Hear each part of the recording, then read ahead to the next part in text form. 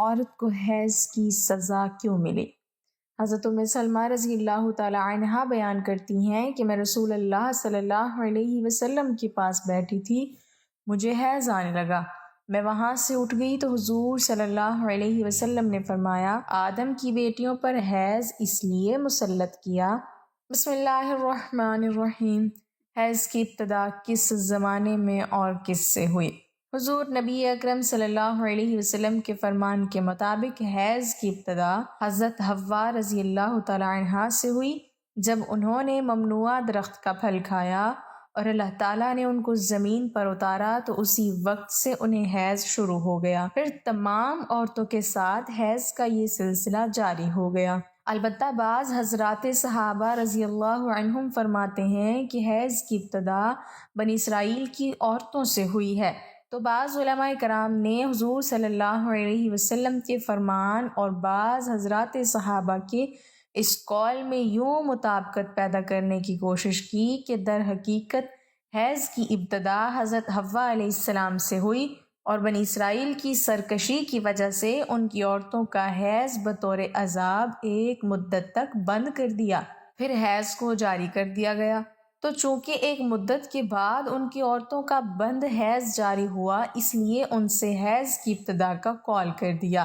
لیکن امام بخاری رحمہ اللہ نے بنی اسرائیل کی عورتوں سے حیض کے شروع ہونے کا رد کیا اور فرمایا کہ اس یعنی بعض صحابہ کرام رضی اللہ عنہم کے اس قول کے مقابلے میں رسول اللہ صلی اللہ علیہ وسلم کی حدیث اکبر ہے، یعنی بڑی اور ثبوت کے اعتبار سے پختہ ہے، اور ایک نسخے میں اکثر کا لفظ ہے، یعنی حضور نبی اکرم صلی اللہ علیہ وسلم کی حدیث زیادہ عورتوں کو شامل ہے۔ چنانچہ صحیح بخاری میں ہے، یعنی اور نبی کریم صلی اللہ علیہ وسلم کا ارشاد ہے، یہ حیض وہ چیز ہے جسے اللہ تعالیٰ نے آدم علیہ السلام کی بیٹیوں پر لکھ دیا ہے۔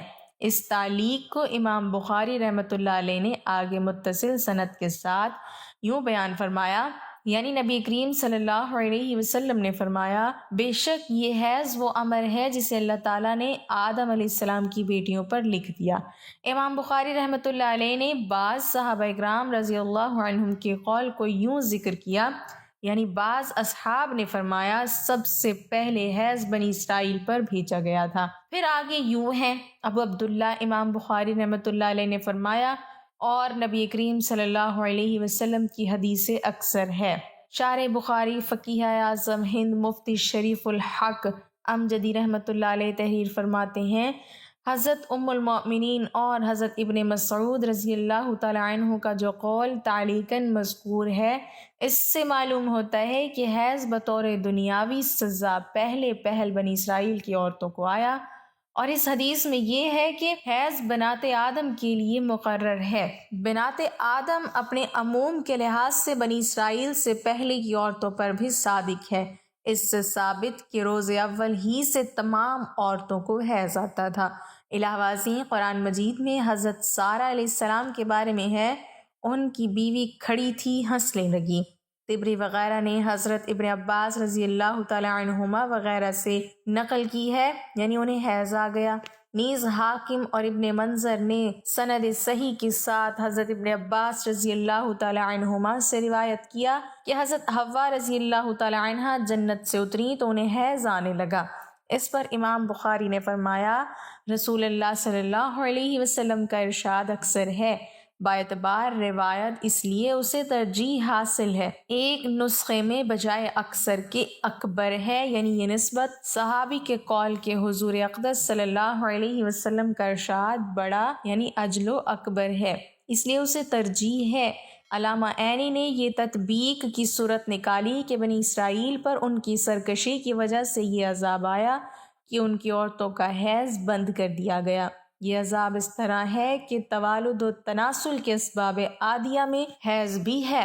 جس عورت کو حیض نہیں آتا وہ لاولد رہتی ہے، ایک مدت تک یہی رہا، پھر اللہ عز و جل نے جاری کر دیا، مگر تعلیق کا یہ لفظ اس توجہ کے مطابق نہیں، اس لیے راستہ یہی رہ گیا کہ امام بخاری نے جو فرمایا ہے اسی کو اختیار کیا جائے۔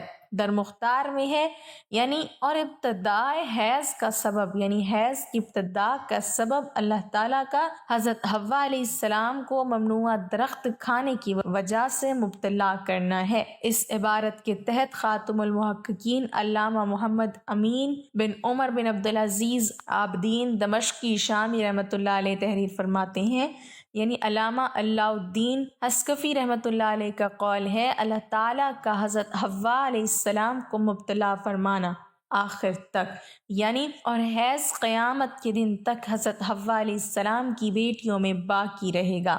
اور بعض نے جو کہا ہے کہ سب سے پہلے اللہ تعالیٰ نے بنی اسرائیل پر حیض کو بھیجا، تو امام بخاری رحمۃ اللہ علیہ نے اپنے اس قول حدیث النبی صلی اللہ علیہ وسلم اکبر اور نبی کریم صلی اللہ علیہ وسلم کی حدیث بہت بڑی ہے، اس کی وجہ سے بعض کے قول کو رد کیا ہے، اور یہ وہ حدیث ہے جو حضرت عائشہ رضی اللہ تعالی عنہا نے روایت کی ہے۔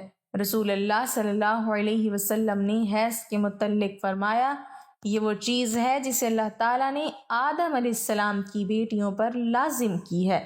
امام نووی رحمۃ اللہ علیہ نے فرمایا، یعنی بے شک حیض حضرت آدم علیہ السلام کی تمام بیٹیوں میں عام ہے۔ جنت سے نکلنے کے بعد آدم اور حوا علیہ السلام نے مکہ کا سفر کیا اور خدا کی عبادت کی، اور یہیں حوا علیہ السلام کو پہلا حیض آیا۔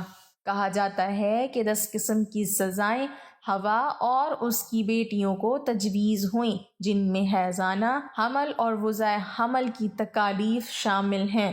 پھر کہا گیا کہ اگر وہ اپنے خاوند کی وفادار رہے گی تو اس کے ساتھ جنت میں جائے گی، اگر وہ بچے کی پیدائش کے دوران میں وفات پا جائے تو شہید کا مرتبہ پائے گی۔ ناظرین، حیض کیا ہے؟ عورتوں کو حیض کی سزا کیوں ملی؟ عورت کی حیض کی ابتدا کب اور کیوں ہوئی؟ یہود و نصارہ حیض والی عورتوں کے ساتھ کیا سلوک کیا کرتے تھے؟ اور قرآن مجید فرقان حمید میں حیض والی عورت کے حوالے سے کیا حکم ہے؟ حیض کے حوالے سے حضور نبی اکرم صلی اللہ علیہ وسلم نے کیا ارشاد فرمایا، یہی ہماری آج کی ویڈیو کا موضوع ہوگا، اور آج ہم آپ کو عورت کے حیض کے ایام اور مسائل کے حوالے سے انتہائی اہم معلومات فراہم کریں گے۔ ناظرین، قرآن مجید فرقان حمید کی سورہ بقرہ کی آیت نمبر 222 میں اللہ رب العزت نے ارشاد فرمایا، آپ سے حیض کے بارے میں سوال کرتے ہیں، کہہ دیجئے کہ وہ گندگی ہے، حالت حیض میں عورتوں سے الگ رہو، اور جب تک وہ پاک نہ ہو جائیں ان کے قریب نہ جاؤ، ہاں جب وہ پاک ہو جائیں تو ان کے پاس جاؤ جہاں سے اللہ نے تمہیں اجازت دی ہے، اللہ توبہ کرنے والوں کو اور پاک رہنے والوں کو پسند فرماتا ہے۔ ناظرین، صحیح مسلم میں حضرت انس رضی اللہ تعالی عنہ سے روایت ہے، یہود میں سے جو کوئی عورت ایام سے ہو جاتی یعنی عورت کو حیض ہوتا تو وہ لوگ نہ صرف یہ کہ اس کے ساتھ کھاتے پیتے نہ تھے بلکہ گھروں میں سونا اور بیٹھنا تک چھوڑ دیتے تھے۔ چنانچہ رسول اللہ صلی اللہ علیہ وسلم کے صحابہ اکرام رضوان اللہ تعالی علیہم اجمعین نے آپ صلی اللہ علیہ وسلم سے اس حوالے سے پوچھا کہ حائضہ عورتوں کے بارے میں یہودیوں کا تو یہ عمل ہے، ہم کیا کریں؟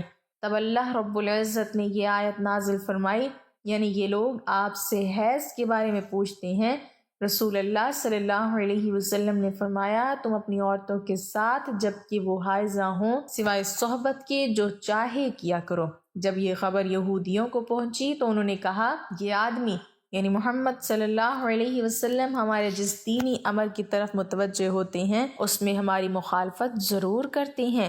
یہود کی زبانیں یہ سن کر دو صحابہ اکرام حضرت اسید رضی اللہ تعالی عنہ اور حضرت عباد رضی اللہ تعالی عنہ دربار رسالت میں حاضر ہوئے اور عرض کیا کہ یا رسول اللہ صلی اللہ علیہ وسلم، یہودی ایسا کہہ رہے ہیں، یعنی انہوں نے یہودیوں کا کلام نقل کیا اور پھر یہ کہا کہ اگر آپ اجازت دیں تو یہودیوں کی موافقت کے لیے ہم اپنی عورتوں کے پاس ایام حیض میں رہنا سہنا چھوڑ دیں۔ یہ سن کر رسول اللہ صلی اللہ علیہ وسلم کا چہرہ مبارک متغیر ہو گیا اور ہمیں یہ گمان ہو گیا کہ آپ صلی اللہ علیہ وسلم ان دونوں پر خفا ہو گئے ہیں۔